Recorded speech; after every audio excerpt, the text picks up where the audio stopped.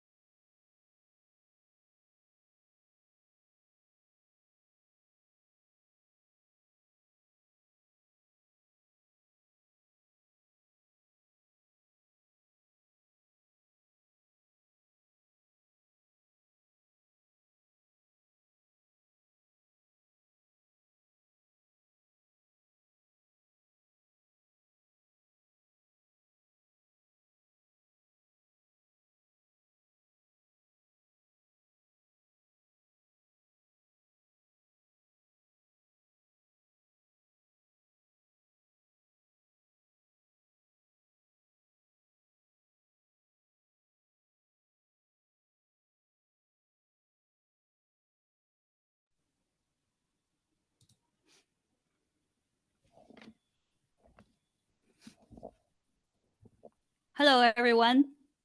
Welcome to the online webinar, Understanding the Impact of EU Legislation on Apparel Supply Chain. I'm Jessie, working with Transformers Foundation. I'll take 1 minute to introduce the context of the webinar and then hand over the microphone to the host. And we will start the content of the webinar in a short moment. So here, just a brief introduction of the context. The seminar was created and hosted by Ingrid Albert from Fairwear Foundation and collaborated with Lansing Group, Sapphire Group, Sorcery, Pactics Group, Poetic Gem, Shahi Group, Simple Approach. The webinar is also supported by Transformers Foundation and the GIZ Fabric Asia project.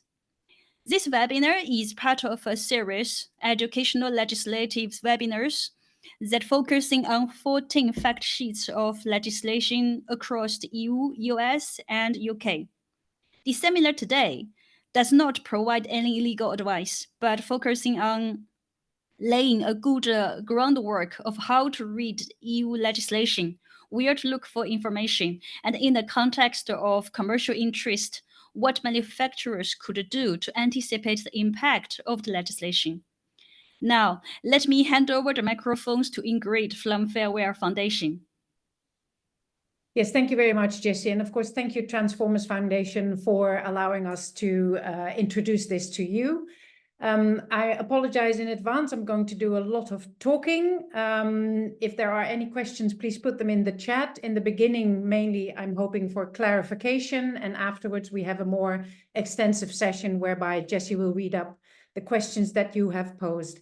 If we don't get to all of the questions, there will be a Q&A afterwards, and you can send your questions to the email address in the chat as well. So let's get started. The agenda for today, I'm quickly introduce who is Fairwear to you.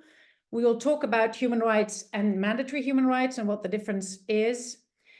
for you to have some basic understanding of the EU legislation process, also for the future, that you yourself can read up on what pertains to you, what affects you and what doesn't. A basic understanding of the EU legislative instruments I hope you will have afterwards, and how to go about assessing the effects of EU laws on you, the suppliers. And we go into the Corporate Sustainability Due Diligence Directive based on the text, and it has not been adopted yet, I must warn you. It'll be voted on by the European Parliament on probably April 24th.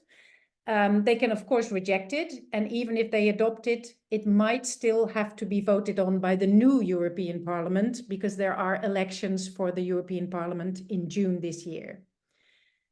And again, Jesse already mentioned it, a big disclaimer here. We, of course, try to give you an updated version, the most comprehensive and correct information, but no part of it can be considered a legal advice for a specific situation or company, and it's just for your information and educational purposes. Happily answer all your questions, but no legal status. Just briefly, as who is talking to you, who is Fairware? Fairware is what they call a multi-stakeholder initiative, meaning that on the board, when it was founded in 1999, are business organizations representing their interests, as well as trade unions and NGOs. So there should be a balance between interests.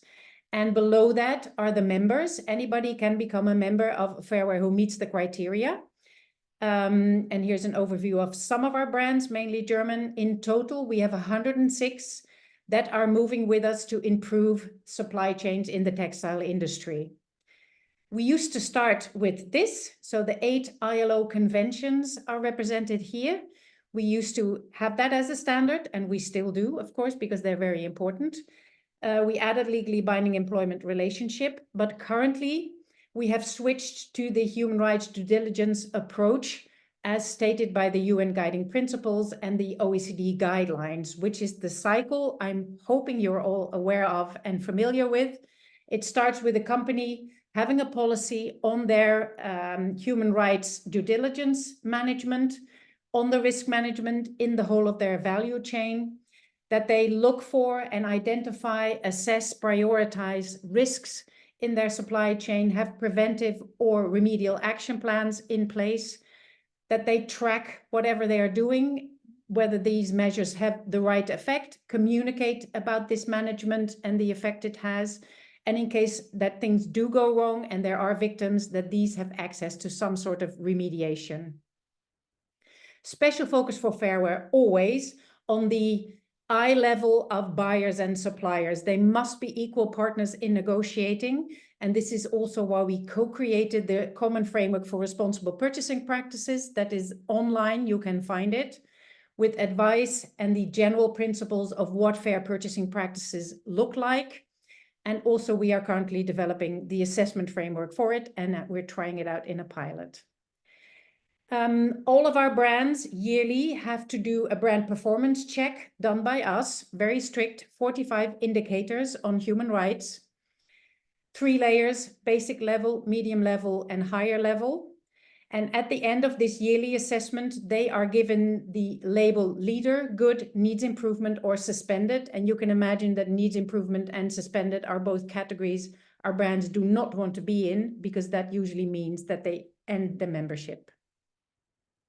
So what are human rights? I'm not going to go into every human right, but the UN, the United Nations, gives us definition, rights inherent to all human beings, regardless of. So that means you are born with these rights according to the United Nations, and they are inalienable. They cannot be taken away from you.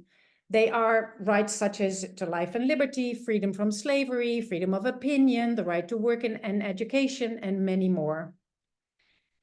There are, of course, some famous declarations at a global level. To start with, the United Nations ones in 1948, currently being ratified by 192 countries in the world out of a total of 195. So we can say this is the global declaration. Of course, as a reaction to World War II. Then in 1953, it was followed by the European Convention on Human Rights, 46 European states currently having signed that. And then in 2000, the European Union had its own Charter of Fundamental Rights, as you can see a bit late in the day. And that, of course, pertains to all of EU member states. The UN Guiding Principles on Business and Human Rights, of course, the UN had to consider what do human rights mean when doing business globally. And they developed the Protect, Respect and Remedy framework that starts with the state duty to protect human rights. So the state has an active duty. It has to have laws, strategies and policies in place to protect the human rights as they are in the Universal Declaration of the UN. Companies, when doing business, have the responsibility to respect human rights, and actually not just the ones that are in the national legislation, because they differ all over the world. They have to respect human rights as in the United Nations Declaration that I mentioned before. And then should things go wrong, victims have to have access to remedy, whatever that may be. That can be state-based or non-state-based, and they, of course, are all connected together. Because these are very high-level principles, it's very difficult to understand as a business what they mean by respecting human rights when trading globally. For that, the OECD, so the Organization on Economic Collaboration and Development, was mandated to develop more practical guidelines and also sector-specific guidelines. And we work as Fairware, and I think also Transformers Foundation, mainly with the OECD due diligence guidance for responsible supply chains in the garment and footwear sector, because that is who we are. So it goes into everything and on how to behave in every situation.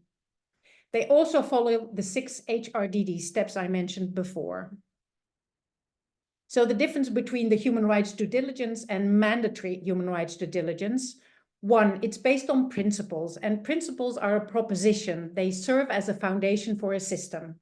Also, by the way, of course, a law system. Principles as you shall not take human life, things like that. Guidelines are more general rules, pieces of advice on how to apply these principles or go further into the principles themselves. So they are mainly, how do I look at the situation? What kind of decisions can I take? What is available to me? And a law is much different. It can take, of course, the same guidelines and principles as a basis, but they're rules made by a government, some authority that has something to say about a group of people, usually a state. And this tells you how a legal or natural person may or may not behave, and it can also impose sanctions if they do not comply, a very important difference. So principles and rules and guidelines are not the same as laws, although these are usually based on principles and guidelines, obviously. But complying with human rights due diligence principles and guidelines is voluntary, and complying with laws is mandatory if you are within scope. So if you are one of the legal or natural persons addressed by the law, and only then. There are 3 levels currently of mandatory human rights due diligence. There's the UN Binding Treaty on Business and Human Rights. Unfortunately, it has been negotiated since 2014, so it's still not in force nor signed by anybody. At EU level, we are looking at the Corporate Sustainability Due Diligence Directive. That is, again, not adopted yet, but we are fairly sure it will be. And then there's national legislation, which is something you don't actually want, because usually it's like the Modern Slavery Act in the United Kingdom, or it's like the Child Labor Act in the Netherlands, not enforced yet, but also it takes a piece of human rights. There is the German legislation, the Lieferketten-Sorgfaltspflichtengesetz in German, that is already in force. But of course, it doesn't create a level playing field at EU level or for supplying companies. When we look at all of these, they in principle do not create new obligations or expectations from the UN guiding principles or the OECD guidelines I mentioned before. Of course, environment has been added, and there is reporting necessary under EU legislation, but in principle, the duty is already there and it's already been used for over 10 years. If there are any questions as to clarity or understanding of what I've said here, please type so in the chat. I will tell you a little bit about the EU legislation process so that you are aware of how things work at EU level, the difference between national level, member state level, and EU level, and also if these processes have anything to do with you. So first, very important, Europe is not the same as the EU. There are over 50 countries in Europe, and 27 of them are currently a member of the European Union. There are certain criteria they need to meet in order to become a member, such as financial ones, for instance. They can't have a big state debt, and the rule of law has to be in place. Just as an FYI, I've also added which countries have the euro. So not the whole of the European Union works with the euro. 20-something countries out of the EU work with the euro, and the rest have their own currency. The EU institutions that are relevant for legislation, there are about 8 or 9 big EU institutions, but not all of them have anything to do with legislation. There is the Council of the European Union, or the Council of Ministers, as it is also called. That is a strategic council. These are the representatives of all 27 member states. So you can imagine the amount of discussion they have. They all have their own political interests, 27 member states trying to have one same idea. Not easy. Then there is the European Parliament that has been democratically elected by the citizens of the EU. So that is the democratic body of the EU. And then we have the European Commission, that is the executive, so sort of the cabinet of the EU that also has the presidency, Ursula von der Leyen, you probably know, and they have different directorates general. So they actually are the daily government, and they also propose legislation. And then there's the European Court of Justice, which is the judicial body. So the lawmakers are 3 of them. It all starts with the European Commission that proposes a law. Then it goes to the European Parliament that can make amendments and then adopt their own position, their own version of the legislation that has been proposed by the European Commission. And the same is for the Council of the EU. So the ministers get together of 27 countries and discuss what do we think is a good legislation. And if these 3 positions are in place, they sit together at the table, not all of them obviously, but their representatives, in what's called a trialogue, and they negotiate a compromise, which is then voted on by the European Parliament and adopted by the Council as well. So this is a lengthy process. There are several types of legislation that they can have.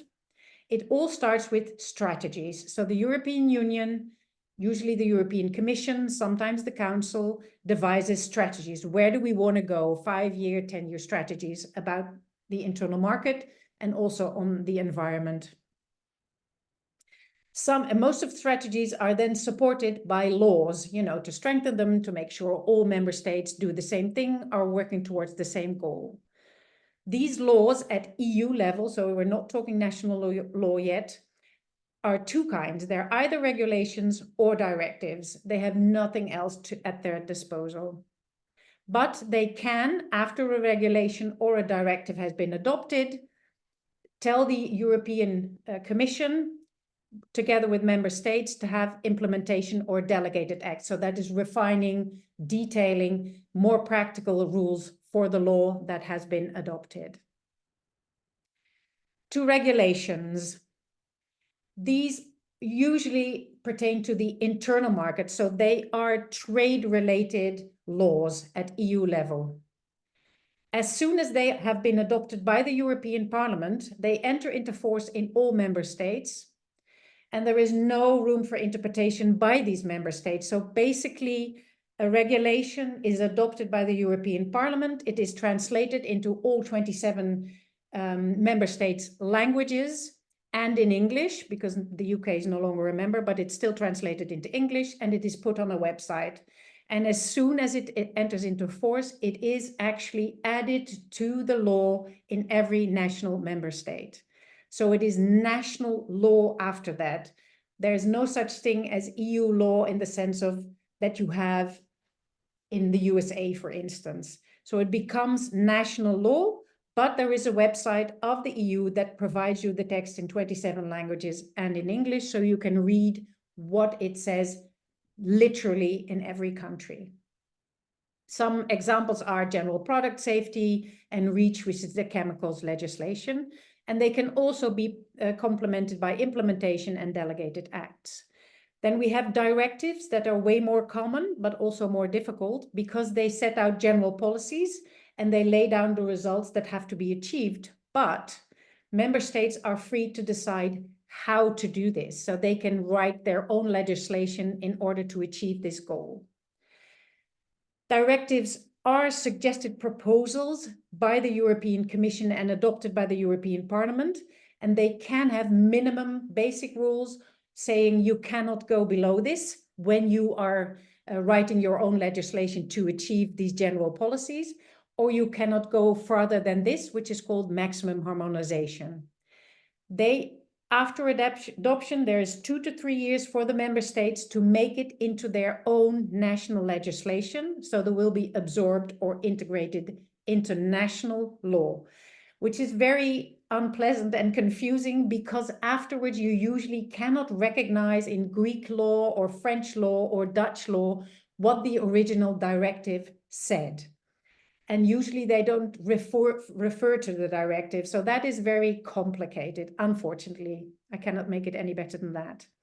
Some examples of directives at EU level are the Green Claims Directive, the Empowering Consumers, the CSDDD we will be discussing in this session, and the Corporate Sustainability Reporting Directive that is already in force. And again, they can also provide with implementation and delegated acts for refinement. So regulations you can almost literally recognize in national law in all EU member states. So there are 27 identical versions of it, and in English as well. And directives, unfortunately, there are 27 different versions of this directive in national legislation of the 27 member states, and they have 2 years to make it into their national law. Very often, by the way, they don't meet these criteria and it takes them longer to do so, which is even worse. A little bit about the EU Court of Justice. It doesn't rule on national cases. So if you have a complaint about, for instance, a company in Germany or a company in France, you do not go to the EU Court of Justice because it doesn't rule on national cases. As I said before, any legislation at EU level becomes national legislation after that. So it is the national courts that will decide. But the EU Court of Justice will decide on cases between member states and other member states, or the European Commission and a member state, and it does interpret legislation. So a national court in Germany, in Holland, in Italy can ask the EU Court of Justice, can you help me understand this law? So what actually pertains to a t-shirt you are producing or to a pair of jeans? What is the textile policy landscape? At a global level, of course, international commitments at EU that the EU has to hold on to will also affect anything you produce, including the sustainability goals at global level, the Paris Agreement on climate. Below that are the EU Green Deal, the EU Circular Economy Plan, and other strategies. There is a specific EU strategy for sustainable textiles that is mainly about circularity and the environment, by the way. And then there are many EU level legislations that have turned into national legislation that are either comprehensive, such as REACH or the Industrial Emission Directive or the Green Claims Directive, or specific for the textile sector, such as the Textile Labeling Regulation. So there is a lot that EU companies have to think about before they can start producing. If there are any questions about the clarity of what I've said so far, please put them in the chat. We will try and get to them after the session. And again, I apologize for talking so long. I hope you can still follow. So how does it affect you? There is a blueprint to EU legislation. So when the European Commission proposes a law and after trialogue it is compromised and it is adopted by the European Parliament, it basically looks the same. It has a title, it states the legal basis for the legislation, it has recitals. These are very important because they explain the legislation that is to follow after that. They give a little bit of the history, a bit of the background. Commonly, they are between 30 and 50 recitals, so there's many pages of explanation, how to read, interpret the legislation that is to follow. Then the legislation starts, the general provisions stating, okay, what are we trying to achieve with this law? What is the goal of this law? Who has to help us achieve it? So is it about products? Is it about services? Is it about companies or consumers or member states? Very important. And also, what are the definitions that we are using when implementing this legislation? Then it goes into what is the duty actually, what are the support measures generally, which is very nice at EU level. There are always support measures, guidelines, financial support, explanations, websites, portals. Then every member state has to say we have a competent authority, so they have to appoint an institution, a government institution that is to have the oversight of the law. That is, they have to monitor it. And also the next part, the next module, the sanctions, they have to sanction in case of non-compliance.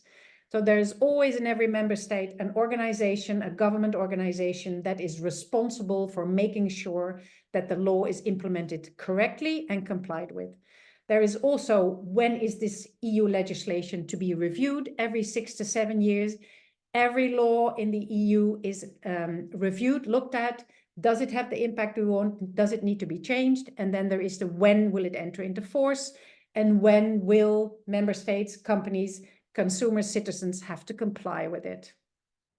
The actual law is only the last part, starting at the general provisions, recognized by, it says Article 1, Article 2 to Article 30 or 40, whatever. So here's a little bit of an example so you know what you're looking at in case you have to do it yourself. Please don't read everything. You do not have to do that unless it really, really affects you and you want to know. And you can also hire a lawyer, of course.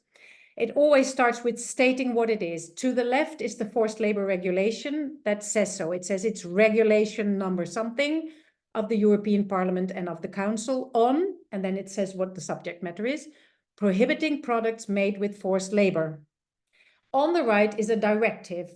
It also says this is a directive, so that's very easy to recognize. And that is the one we will go into later, Corporate Sustainability Due Diligence Directive. And it amends some directives and regulations. You can ignore that unless you're a lawyer. And then it goes on to state, okay, having regard to the treaty, so it explains why can we make this law? What is the legal basis? You can ignore that as well.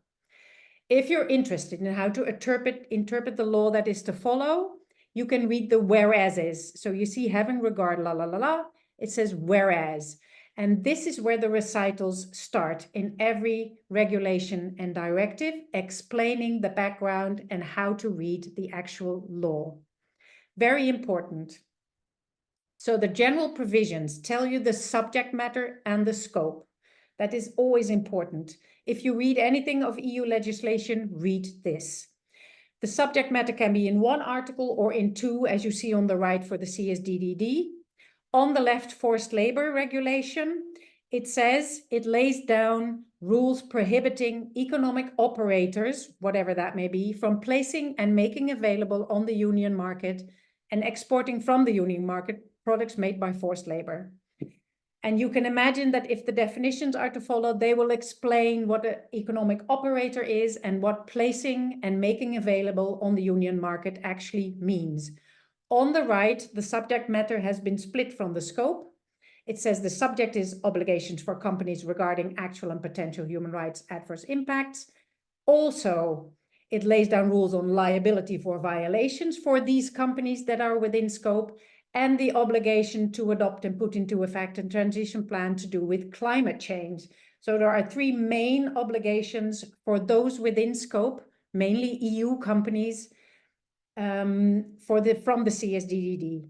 And the scope is, and there we can see it, I've circled it, the scope is companies in the EU, formed in the EU according to EU law, so in one of the member states that have more than 1,000 employees, and have a global turnover of over 450 million. That is the lowest threshold. It also states the definitions, so on the left for the forced labor and on the right for the CSDDD. I'm not going into that. It states the duty. Article 3.4 is usually where this starts, and there you can find more detailed what actually needs to be done under this law. It also states support measures. I took out in both cases, forced labor to the left, CSDDD on the right, the guidelines that are to be provided for the CSDDD, including sector-specific ones. So that would be good. Then which authority needs to be appointed and the penalties with non-compliance. And then, of course, the most important thing for you starts. If you know whether or not there is going to be a new legislation, because you hear this from Transformer Foundation, you hear it from any other place, maybe Chamber of Commerce. Do you have any legal duties? You look at the general provisions that I just mentioned, the subject matter, the scope, so those that have to make this work, and also if you need the definitions. About the CSDDD, so the Corporate Sustainability Due Diligence Directive, it is not adopted yet, but we do have the text that will be voted on, and it is either this or nothing. So we are going with this text. Again, I cannot be sure that this is the exact text, but we are working with the idea that it will be. It follows the same blueprint I just mentioned. It has a title, the legal basis, you just saw it in the examples, and it has the recitals explaining the background and giving more detail about the articles that are to follow. Article 1, you just saw it states the goal, the threefold goal I just mentioned. So the HRDD duty you have, or HREDD duty the EU companies have, the civil liability, and also the climate change plan they need to have.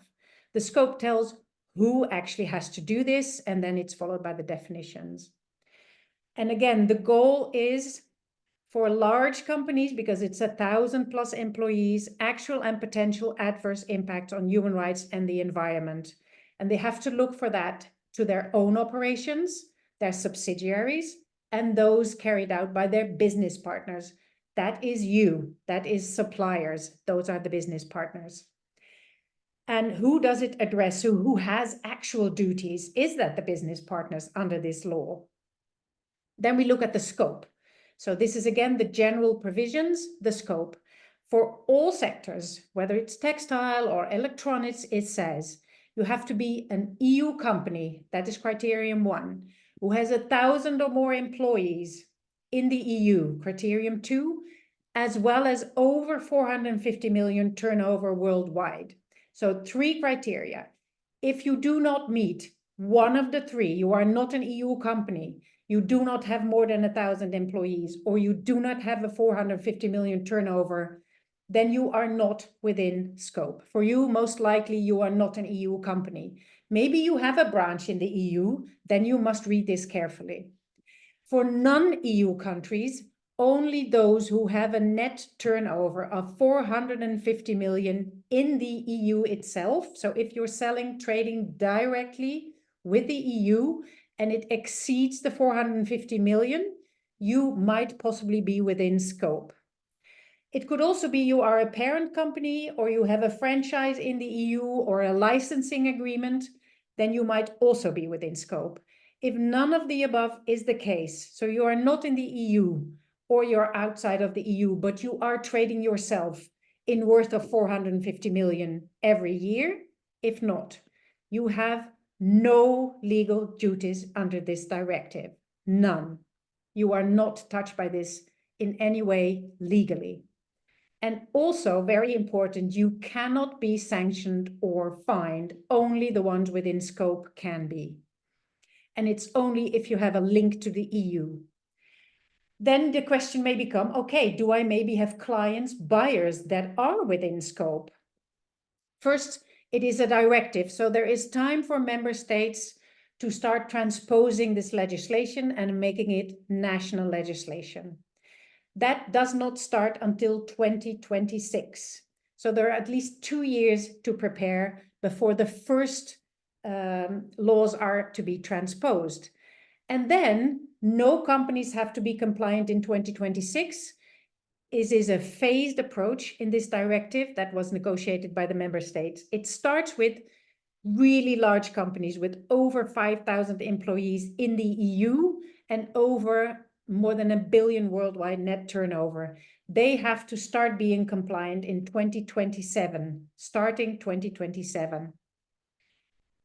Then the next phase of companies is in 2028, slightly smaller, still very, very large. They have 4 years to prepare, 2028.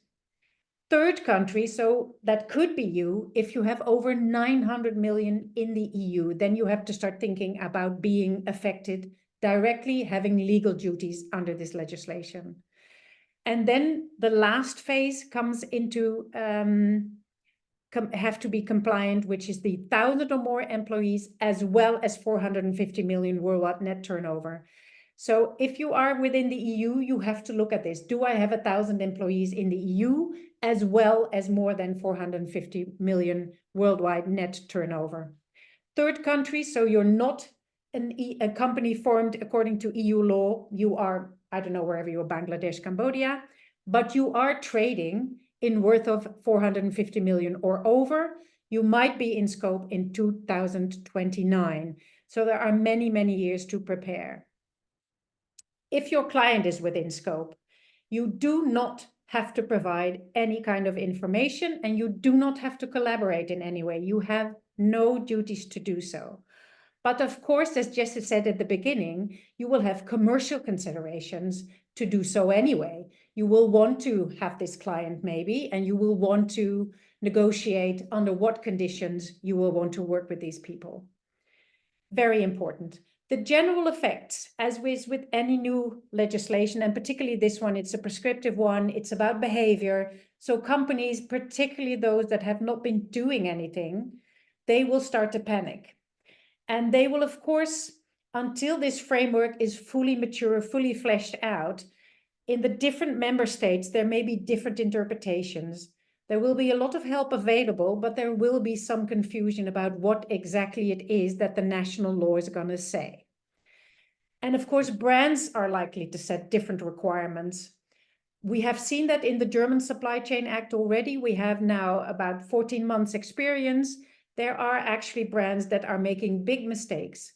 Fortunately, of course, we have the competent authority that will sanction them for doing so, for trying to put all of the responsibility on their suppliers, because that is illegal from now on for them. On the other hand, looking at these general effects, there are the measures that are already in the CSDDD. The UNGP and the OECD guidelines are followed, and many of the companies that are already beginning to do their HREDD, their human rights due diligence, their environmental due diligence, are looking at these guidelines. So they should be more or less in line with these guidelines. The European Commission will provide extra guidelines based on the CSDDD for all the member states within 30 months after adoption. So that means before anybody has to be compliant, at least 6 months before, there will be sector-specific guidelines on how to implement to comply with this legislation. They can also take new measures, not just the guidelines, including for third countries. And that is probably also the GIZ fabric, for instance. There will be money available to support suppliers. There will be a single help desk for member states explaining to them how to implement this law. So you can assume that this will be more or less aligned. The Commission will provide model contractual clauses after consulting with stakeholders. Stakeholders meaning you as well. They will reach out to you and ask for your advice. What are proper contractual clauses that allow you to do your work in a normal way? Very important. There will be websites and portals for your information as well, and for stakeholders, including you. And there will be support, specific support for SMEs in the chains of activities. So if you are an SME, then you will be supported specifically. I have taken out some of the recitals that are very important, I think, and of influence on your work, that the companies, meaning the companies within scope, the EU companies, they should also be responsible. Should means they have to, they are responsible to use their influence to contribute to an adequate standard of living in their chains of activities, meaning including a living wage. That means their prices have to be set in a way that allows their suppliers, you, to pay proper wages. Living wages in future, I don't think that's a reality yet, but at least they have to cost for human rights, they have to cost for fair wages. Companies will have guidance as to what corporate behavior is prohibited in accordance with internationally recognized human rights. So they will have sort of a list by the European Commission. This is what you cannot, must not do. They have to engage before they up and leave. Of course, in the time leading up to the CSDDD becoming implemented, before they have to be compliant with that, there will be some irresponsible companies that will leave certain countries or leave certain suppliers. That is not what they're allowed to do, but of course, there's always companies that will do so.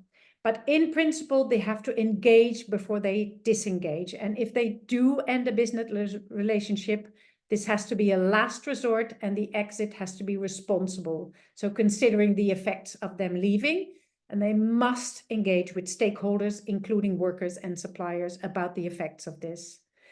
This is the duty they will have under the law. So anybody within scope, probably not you, has to go through the 6 HRDD steps. I will not go into that any further here. Interesting for you, though, is that they will have to have policies and risk management systems in place, describe them, including long-term policies they have, and they have to be published. That means that anybody, including you, has access to them. You can read your clients, your buyers' policies online if they are within scope. They have to have a code of conduct describing their rules and principles, which will be verified by the competent authority in every member state. Have you written down the proper policies? Are they okay? Are they responsible? And they may include companies' direct or indirect business partners, meaning you. But the measures taken to verify compliance with the code of conduct and to extend this application to your business partners, they have to be fair. So it's very important. They will have their own code of conduct online. They will share it with you, and it will have to be fair. That is very important. Article 5 says policies and risk management systems. They, again, have to verify compliance. But the effect may be, of course, lots of codes of conduct. We understand that. But the common trend is adopting the rules of the OECD. And if you are familiar with them, you can have your own code of conduct and say, listen, I don't need yours. I have my own. Look, here it is. It is OECD aligned. And let's discuss together what this might be. They can seek it, but they cannot force it upon you. And it will be scrutinized. And because they have to have this policy published, that means any NGO, any trade union will be able to read it and will be, of course, supporting any feedback on that. Information that they need and for their assessment, it is also in their in the actual articles of the law says, please do not ask everyone in your supply chain for information randomly. Ask very targeted information from there where the most risks are. So first you do your risk scoping and risk assessment, and then you ask for more information. Don't just randomly send out surveys. That is basically what this article says.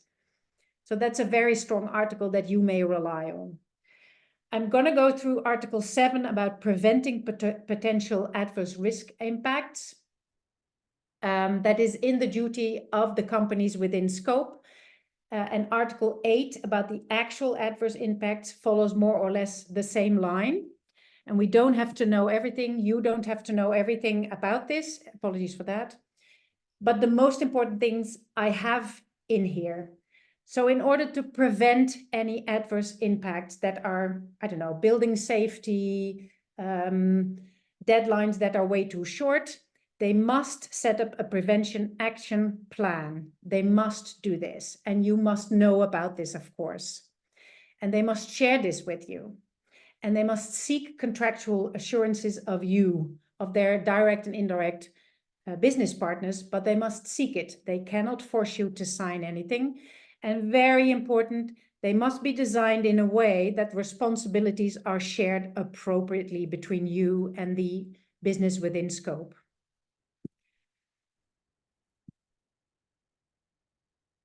They may take other capacity building guidance measures. They can support you financially or administratively. They are allowed to support you in any other way that helps you. I'm very sorry about this. If they ask these compliance measures, codes of conduct from an SME, they shall bear the cost of any verification, so the cost of audits. They must bear that under this law. So if they are within scope, they must pay for any audits or on-site assessments, whichever they are. And if this SME says, but you know what, I will pay part of the cost, then you are allowed to share with any of your other buyers the outcome of this audit. That is to protect you. I'm sorry about this. No.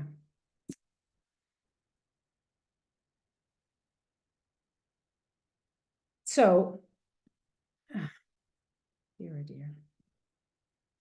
I think my PowerPoint is slightly going crazy. We're almost there, so bear with us, please.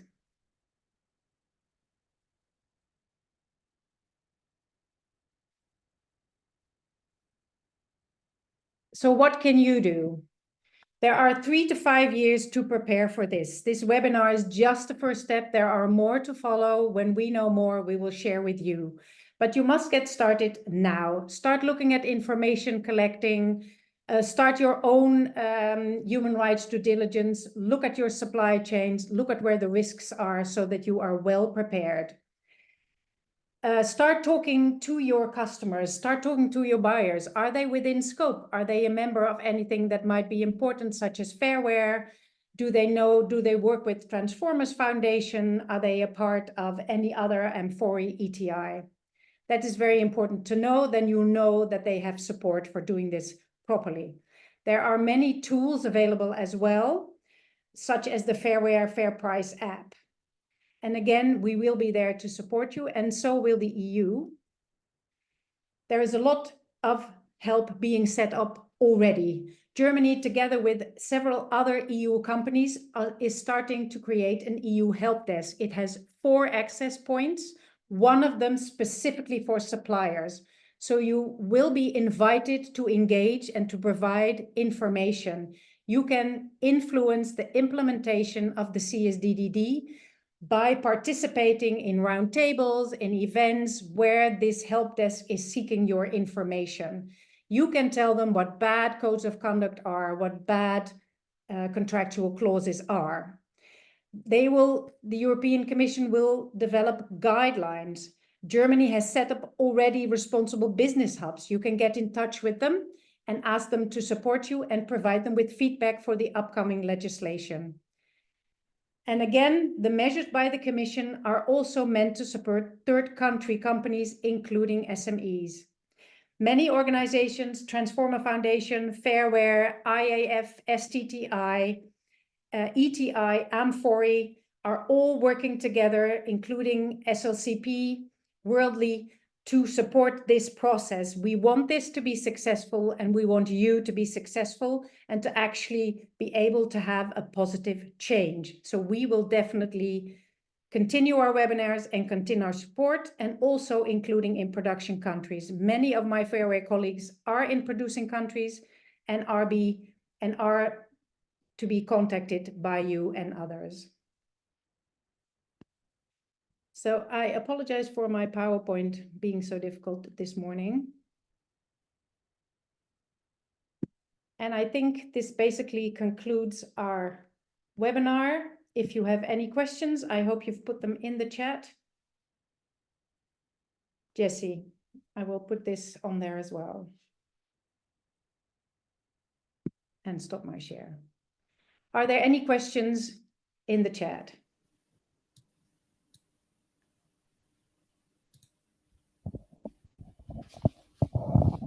Hi, and again, Ingrid. I apologize for the huge amount of information. Please be aware that afterwards you can also send any questions to the email address that you find in the chat, or maybe to me, but preferably to one central point, and we will definitely talk about them more. Hi, Ingrid. Thank you very much for the very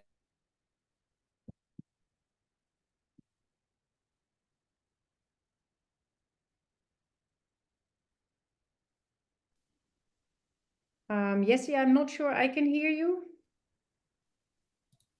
I come back. It's Okay, there you are. more small block of the internet. Yeah. Okay, yeah. Ingrid, thank you very much for sharing this very comprehensive and solid knowledge. Sorry about that. No, it's very clear. It's really clear, and I like it. So I have 2 questions.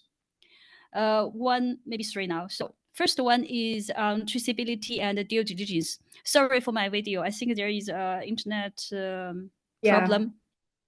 So anyway, the first question is about traceability and due diligence. There is a lot of stress on traceability, tracking how the material has traveled through different supply chain nodes. Traceability gives origin information but doesn't serve due diligence element. How can both elements work together? And organizations working on providing traceability software are tech-wise and advanced, and organizations doing due diligence are again different. So how will an organization know which one they should opt?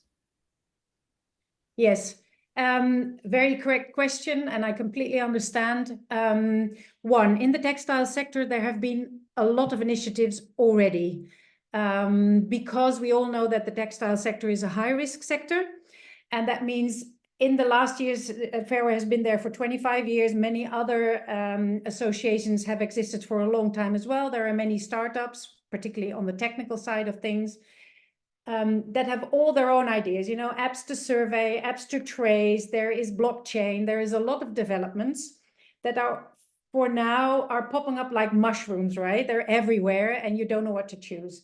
One of the things that is going to happen is that the European Commission is going to have an overview.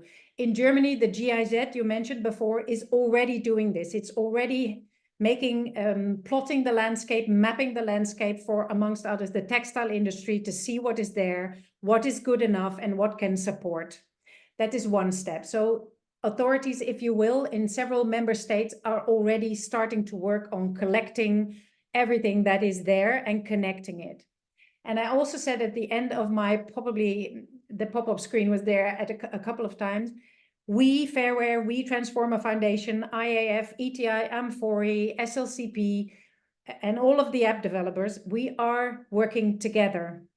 We are trying to make sure that you have one comprehensive information website, tool, fact sheet with where to go and what to use. It is all in development now. That I understand that is a problem, but we are definitely working towards easier assessment to what is good for me in my situation. But for now, you would just have to bear with us. But again, engage, be active, give feedback, and say this is something that doesn't work for me or doesn't work in the textile industry, and share with colleagues, with other companies. I think that is very important, or through other platforms such as Fairware or Transformer. But for now, it's a bit of a struggle. I agree. Yeah. Yes. And Ingrid, I think maybe we can quickly summarize for this question that several organizations, as you mentioned just now, Fairware Foundation, Fairware Foundation, Transformers Foundation, and the GIZ Asia Fabric, and many other organizations like IAF working on a list of information to help manufacturers to clearly assess what is good for me, which tool is good for me in my situation. So for this question that how requirement of traceability and requirement of due diligence could work together for the manufacturers, and how manufacturers can know which one they should opt, that for now we don't have a clear tool for that, but in the close future there would be some information. And also, just to let everyone know, Transformers Foundation will send the recording of this webinar to all the registrations, and probably with some help desk links to everyone. Yeah, definitely. So, and now I have second question about scope. It's always a hot word. Yeah, that's so. What does it depend on? Yes, scope is a difficult one. So the question is, what does it depend on whether subsidiaries within the EU are in scope if the parent company is not in EU? Well, that is in the end, right? It's a phased approach. But if the subsidiary within the EU meets the criteria, so that means they have 1,000 or more employees, they are formed according to EU law, and they have this 450 million global turnover in the last 2 years before the CSDDD is in force, then they are within scope. And that means that the parent company, of course, is connected to the subsidiary within scope.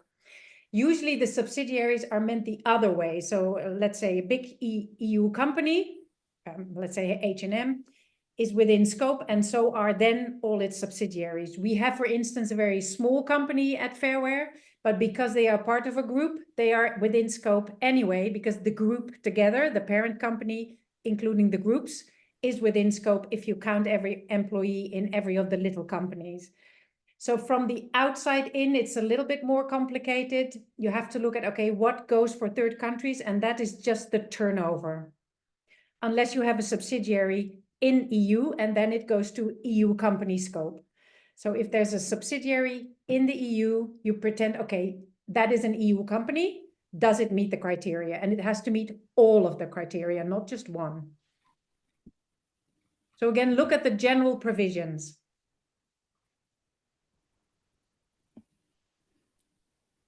Thank you, Ingrid. And we have a few minutes left. If we could quickly have some highlight for the attendees today. You have a blueprint of EU laws. So for you, like general provisions, duties, and supportive measures, and so on and so on. So for you, if we can only pick up one, which one is the most important thing that manufacturers need to look at first if they want to understand the law correctly?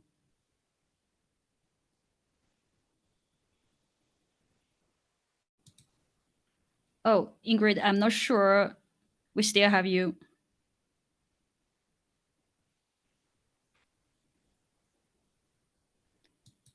I think there is an internet connection problem. So just let everyone know, we input the email address in the chat box, communications@transformersfoundation.org. That is for further communication. If you have any questions, please reach out to that email address, communications@transformersfoundation.org. And we will collect all your questions and very likely reply in either an email or either collect them for the next webinar. So I think we have a few minutes left. We covered a lot today on how to read and understand the law. And as Ingrid mentioned, this is just step one on understanding the impact of legislation on the fashion supply chain. So just to let everyone know, as the next step, Transformers Foundation is working with the Remedy project on a deep dive into CSDDD, German Supply Chain Act, CSRD. It will be released on May 14. So please follow us, follow Transformers Foundation, GIZ, Fabric Asia Project on LinkedIn to have the news. Stay tuned and see you next time. See you next time. Thank you, everyone. Thank you, Ingrid. Thank you very much. Thank you, Jessie, and thanks, Transformers.